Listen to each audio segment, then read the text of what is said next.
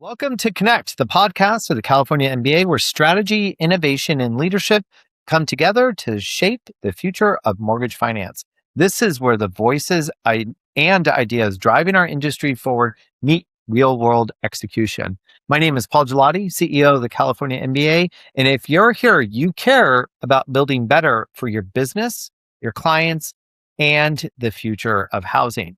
Before we begin, I'd like to thank our 2026 President Council sponsors whose support makes conversations like these and all the advocacy and legislative work we do absolutely possible. So thank you. Big shout out to AmeriHome, Consolidated Analytics, Loan DNA, Funding Shield, CMG Finance, Guild Mortgage, Rocket Mortgage, Wiener Brodsky Kidder, and Western Alliance Bank.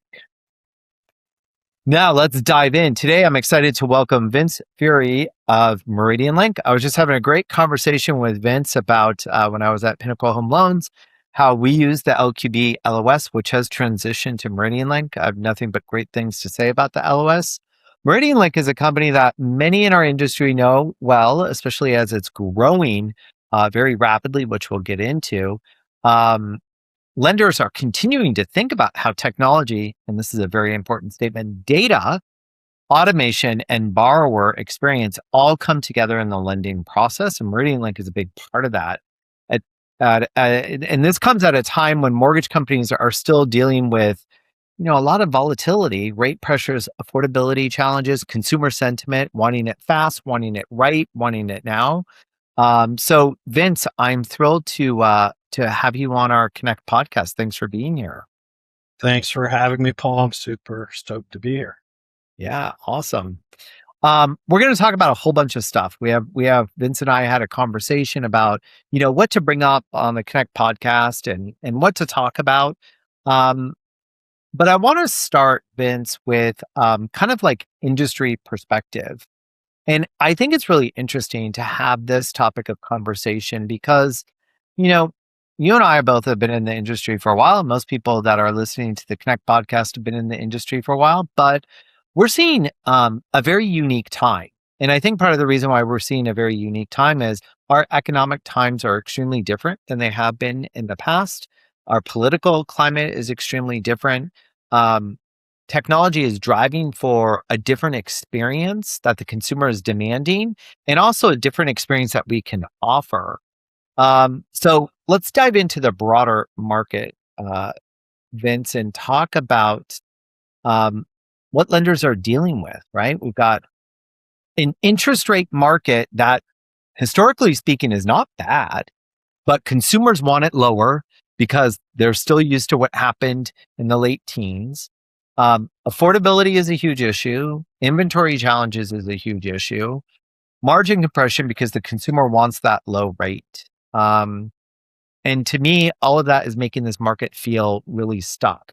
From your perspective, what are you hearing from lenders right now? Where do you think pressure is showing up most inside their organizations, and how are they looking to unstick that stuckness? Yeah, so Paul, I'm gonna age myself a bit here, but I entered the mortgage industry in 1992. Spent about 20 years as an operator before shifting exclusively to the tech space. And for anyone who's been in this industry for a good bit of time, these cycles are typically 18 to 20 months. So we're going on 4 years right now. So it's been an extended challenge for a lot of us out there. And Yeah. especially most recently, you kind of mentioned the political climate. We've kind of been in this macro tug of war, and we have these headwinds, and all of a sudden we start seeing things happening that it feels like those headwinds are parting, and we're going to start seeing some tailwinds and go into an upswing market, and then something else happens and it pulls us right back, and we're back into the headwind challenge. And you said it. I mean, affordability, to me, affordability is the biggest obstacle right now. We have first-time home, just in the last 10 years, the age of a first-time home buyer has gone from 30 years old to 40 years old. And that is a problem. And there's a ton of things that contribute to that. Limited inventory, home prices increasing, wages being flat, interest rate environment. And, fortunately, we're seeing an expansion in the non-agency market that I think is helping affordability to an extent. We're seeing an expansion in the accessibility of the DPAP market that I think helps that first-time home buyer. Um, but you know, without, yeah, I have an opinion that there's other ways to tackle interest rates without relying exclusively on the Fed. There's things that if the administration collaborated with the GSEs on G fees and some of the higher LLPAs on high credit score, higher LTV borrowers, we could get into a better interest rate climate without waiting for a Fed response. But to me, affordability is the biggest challenge, especially in that first time home buyer category. It's interesting. I was at an event in DC, and for the first time, I heard affordability broken out into two different chunks. One affordability is, the first time home buyer that is renting and is fine, but, would really like to buy a home. Or someone like maybe yourself or myself that are employed and have food on the table and would like a different home, whether it's a buy up, buy down, second home, whatever the case may be. There's an affordability challenge for those individuals because the rates have gone up higher than what we're used to. And maybe it's hard to move now because, we can't leave where we are because it would kind of be a downsize, even though maybe we want an upsize. Also location. We're also seeing this climate where, places that are a little bit more desirable to live, it's costing more and more and more to live in those places compared to places that might be a little bit less desirable to live. And it's not that it's bad or anything, but it might not be beachfront or in the mountains, right? Um, and I think then there's this other side of the conversation where we're talking about true affordability, like close to homelessness affordability. Um, and what's interesting to me, Vince, is that when you look at that as at a macro level, I think it's falling much in line with the shrinkage of the middle class. So you either have upper class or lower class. We're both experiencing affordability issues. One class is experiencing it at a much higher level of you know desperation or absolute need as opposed to the other one. But this affordability conversation has been happening for a while, and now it seems to be very heightened in both chunks. And so it's really interesting. I'm looking forward to talking to you a little bit more about it when we dive into data, which I think our industry misses a lot of data. So we're going to get to that Sure. in a second. But as it relates to you, Vince, and what you've been doing, I would say for the past maybe 20 years on the technology side of the industry, I think it's really important now for people to look at technology as a business strategy. When I say that, I don't mean layering on top of a bad workflow technology because that doesn't work, but it is part of your strategy. Um, and one thing we say at California MBA quite often, and at MIC, I believe you and your team were there, is it can't be on the back burner. It can't be a side project. It's got to be front and center. Um, and it really has to connect to the business strategy. How should lenders be thinking about technology today, not just as a software or solution, but as part of how they grow, operate, compete, provide the consumer what they're not asking for, but demanding? Our consumers so demanding right now. Yeah, and you even alluded to it, kind of the back burner effect. Deploying software doesn't stop with the implementation, and you need Yeah, to have your eyes on it always. yeah, Especially now when technology innovation is moving at a pace that we've never seen before. I think we're going to talk about that in a few minutes, but we went through a period where seemed like lenders were chasing kind of this shiny object, like, oh, that's going to solve a problem for me. I'm going to plug that in. That's going to solve a problem for me. I'm going to plug that in. And when you step back and look at it, their cost per loan has gone up 3, 4-fold, and they're not getting the return that they expected or demanded for that investment. So, and it just continues to cost compound. So I think I think the first thing is you really need to step back and look at the entirety of the tech stack that you have deployed and what is your real cost to support that, both from what you're paying your vendor and what is the FTE cost to operationalize that, to keep the thing running and all those Yeah. components running. I mentioned it doesn't stop with implementation.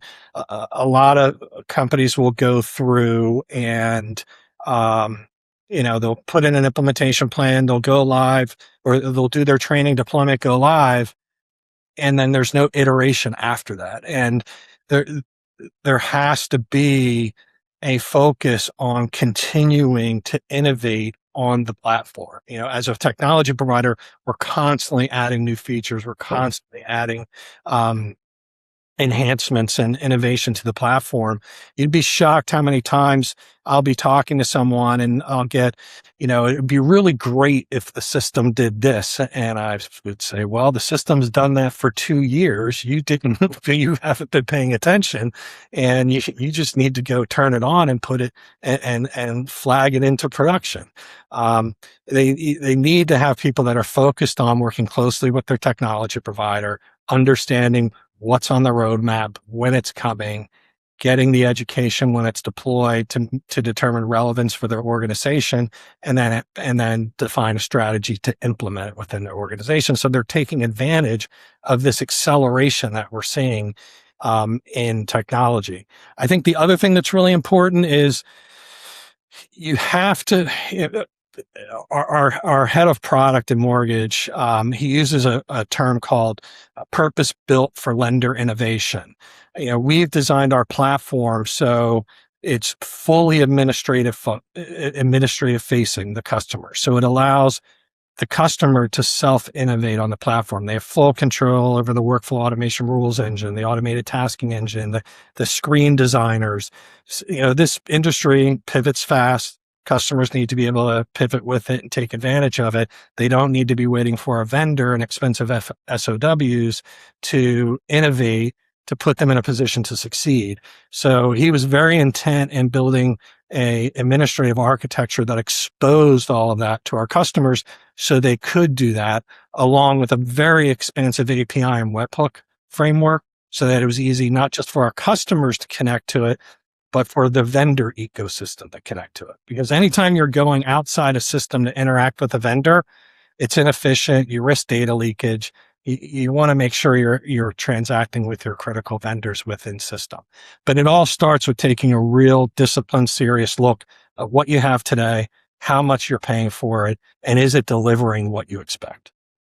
I think that's brilliant. When you were chatting, I had this visualization of a lender like having a key to innovation, right? Because it's so hard and I was also thinking about California MBA, our system of record, obviously totally different than an LOS because we're not doing mortgages, but we don't know when there's we don't know what we don't know. And so how does a technology company or a SaaS model solution provide that wherewithal? And you seem to hit the nail on the head with providing the lender the tools to innovate their workflow based on everything MeridianLink can offer. Um, and I think that perfectly leads us into this next question I want to ask you. There are so many LOSs on the market right now, Vince, and we're not going to say one is better than the other, but when you're speaking to a lender, how do you explain the MeridianLink mortgage platform? And I think more importantly, or just as importantly, how do you explain, or what is the problem that MeridianLink is solving for with this platform? Yeah. So, we see a lot of scenarios where, you know, lenders are using disparate systems that are somewhat connected, but not connected very efficiently. They're not fully talking to each other. So there's continuous areas of rekeying and duplicating of efforts in different systems. They're not aggregating data, which I know we're going to talk about more because it's really important, especially now. They're not aggregating data in a consumable manner to make informed decisions.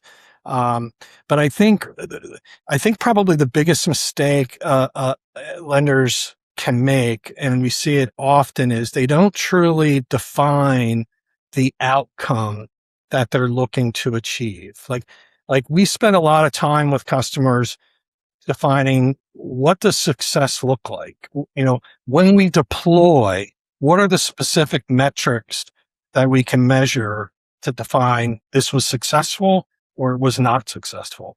And, you know, people always get into speed, efficiency, bar experience, you know, all those normal things. I'm trying to improve all these things, but drilling it down to, okay, what does that mean? What does that mean from a metric perspective that we can measure so that when I talk to you 6 months from now, 12 months from now, we can have honest conversation and say, this was a success or it's not been a success. And here's why. Let's figure out how to get on a better path. We hosted our customer conference in San Diego back in May. And I was talking to one of our clients and he told me that they doubled their volume without doubling their staff. Now I don't know how much he increased his staff, but he definitely didn't double it. He doubled his volume. But I mean, the reality is if you accomplish that, you're touching kind of everything, right? Yeah. You're more efficient. You have better, you know, the speed system, you're getting the system speed you need to be more efficient. Bar experience is proof. So your funnel is attracting and retaining customers. You know, your user experience on the back end is simple, intuitive. You can implement automation to get rid of redundant tasks, you know, all of those things. But especially, you know, for IMBs operating on a tight margin, you know, that could be the difference between sustainable growth and burnout, essentially. Yeah. Yeah, absolutely. Um, you know, and it's really interesting when you talk about burnout.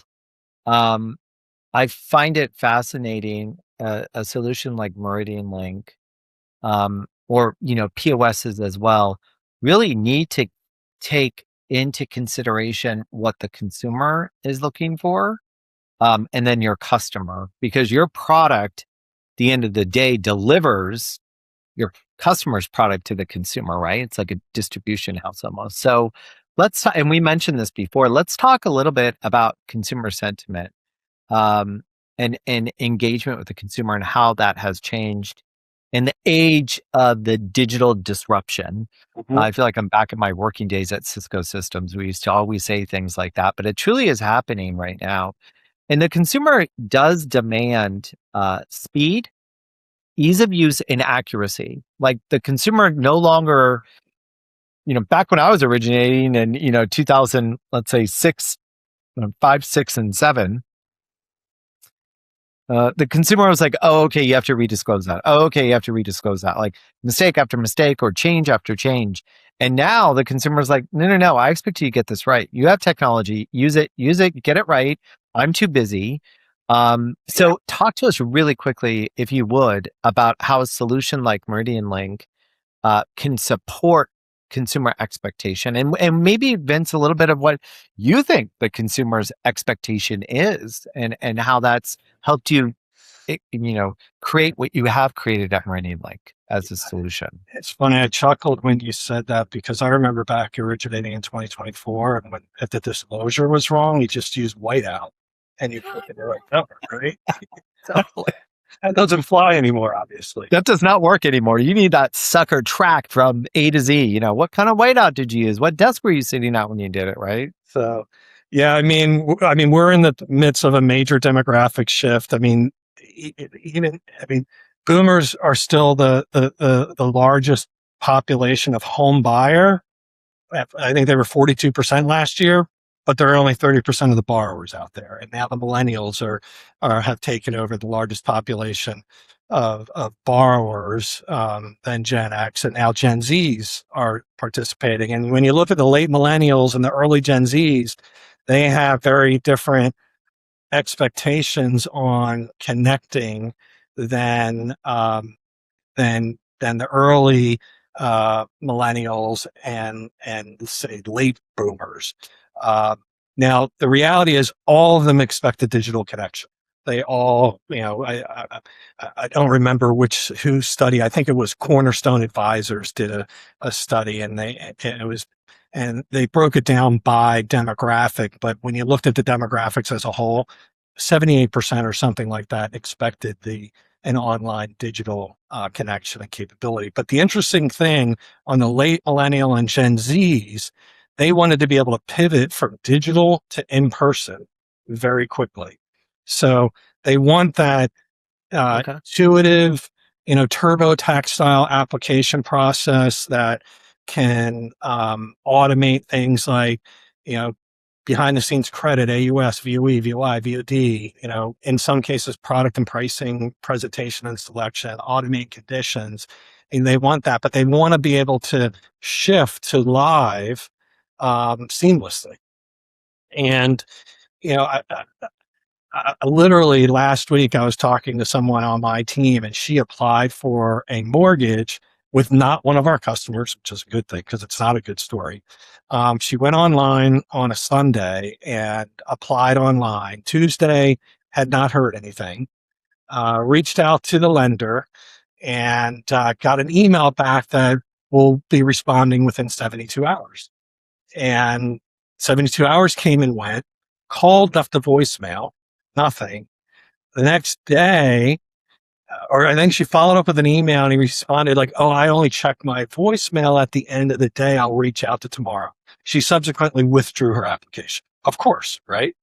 And it's right. It's like if I had hair, I could pull the rest out, but I don't. Yeah. But I mean, it's so critical to engage that immediate live interaction. Same day, next day, create that personalization with the borrower. Because the reality is, we do this every day. It's super familiar to us, but it isn't to anyone else. And, we've heard it all the time. The largest purchase the largest financial decision anyone's going to make, they don't do it. People don't do it very often. It's not the simplest of processes. So having that human interaction with someone immediately, personalizing your interaction with that person, creating Yeah. that connection to make them feel comfortable is what's going to take that from, coming into the online funnel, into the queue, through the whole, the pig through the snake to a funded loan, and hopefully a referral Right. partner after that. Uh, Yeah. You touched on so much, Vince, and I think what's really key is, as you were talking about your coworker or peer that applied for a mortgage, there's a huge mislead when it relates to technology. And I don't know too many lenders that have had this issue other than perhaps the one that you're speaking of. But when you look at technology, really, I feel like as leaders in the industry, we need to look at technology as a tool to ensure that your team members can have the human to human interaction. Like, it should take away those money, even AI with its um, you know ability to really do much more, or a stare and compare, or functionality where you can teach your agent or your co-pilot, or however you brand it, to do some of the function. It's doing function that doesn't need to have the human interaction, so that your production staff and even some of your operators can go back to kind of a little bit of old schoolness, where they're actually picking up the phone, where your POS system is no longer sending an email saying, "Hey, I got your appraisal and here's the value." It's your LO that's doing that, because they have solutions like MeridianLink that are making the process easier for them. They can put themselves back out there and actually be marketers in the industry. And I know that we tout a lot about that at the California MBA, and I know MeridianLink has a strong view on that as well, for the purpose of some of the solutions that have been created.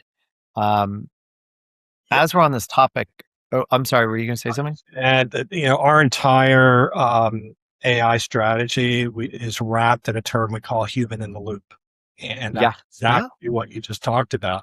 You know, right, an example with the appraisal. consumers do not know how to read appraisals. That's a perfect opportunity to personalize your Right. relationship with an originator. Say, hey, your appraisal came in, it's posted to your portal. Let's go into your portal. I'll walk you through it, and so you understand what it means, what it says, how to read it. The exact type of example of creating that personalized experience. Yeah, and it's a big one too, right? Because your appraisal is the value. So it's Yeah. even if it's a refi or a purchase, it's like, what is the value of this thing? Everybody's concerned about, the value, right? Before we're over time, but I'm keeping this conversation rolling because I'm a great time with you, Vince. Um, we alluded to this. Let's talk about data. I'm a huge data geek. I love data. It tells a story of the history, and I think it also can tell a story as to what to expect in the future. So I think a lot of lenders, from my perspective, and I've worked on the lender side for multiple years, um, I feel like a lot of lenders don't understand the amount of data that they have access to and the importance of that data, and how to use it well. So having data and using data very well to benefit are two very different things. How should lenders be thinking about data, analytics, and decisioning inside the mortgage process? So not just data for like who is my consumer, but actually data on the loan as it's coming in and maybe how to hedge it or who best to sell it. What is your overall strategy at MeridianLink regarding that? Yeah. So we aggregate data across all of our customers, and and on the mortgage side, we have somewhere in the neighborhood of 350 or so, but we have on the consumer and account opening side, there's another 1,800 or so, and it's a lot of data. And the challenge that we saw in our customers is that they were piecing together reports and it just wasn't actionable for them. They pieced together reports, a couple times a week and try and make decisions. It wasn't actionable. It wasn't consumable and actionable. So, and we created a BI platform we call Insight. There's lots of solutions out there that can serve a similar purpose where it presents it to them in a consumable manner where they can get very granular into specific areas, but also compare themselves to peers. So, you know, Oh, we, nice. we anonymize the aggregated data, but they can create a peer group and say, okay, how am I performing in the task of collateral review relative to my peer group? How am I performing in the Mm, process function or the underwriting function? And very clearly see on the same platform that they're running where they're not performing as well as their peers are. And then they can, put a plan in place and the KPIs to monitor the improvement over time and very quickly make those decisions and pivot to take advantage of that without trying to piece a bunch of data together over time. I use the other example of, you know, potential CFPB enforcement. And, the reality is all the lenders have the data before the government does. And I mean, it's another good AI use case as well. But, if everyone's out there trying to do the right thing. The vast majority of everyone out there is trying to do the right thing. But there's unintended bias. There could be, fair lending, border edgy stuff that may come, but you have the ability to identify that and cure it before that data gets into the hands of the audit agencies, right? And mhm. they're running AI against it. That's how they're surfacing it. So that if they see something, they come to you, you say, "Oh yeah, we analyzed that. We found this. These are the steps we put in place to cure it, and here's how we're performing since then." It's a lot better going into a conversation like that when you already identified, cured, or are on a path to cure than being surprised. But Right. data's king. The data layer is critical to everything related to AI. I mean, we built our we call it MeridianLink Intelligence. We built it native on top of the data layer within the system, so it has full 360-degree view. Um, Mhm. and data is key. And in decision making. It's also data's key in training AI models to drive more efficiency in operation. Yeah. And I would add to that, data is king in looking to see what's ahead, what's in the future. Because even, when we opened up, we talked about it being a very different marketplace, something we haven't experienced before. And I've said that before in the 20 years I've been in the industry, and I'm sure you have too, but it's just the nuances of it are different. So you don't know, but you can still parse out experiences that have happened based on data and then do a look forward as to what's going to happen, right? So With um, you're, our, you're right. Data is king. I mean, our demographic, you could touch 2-3 times and get a call to action.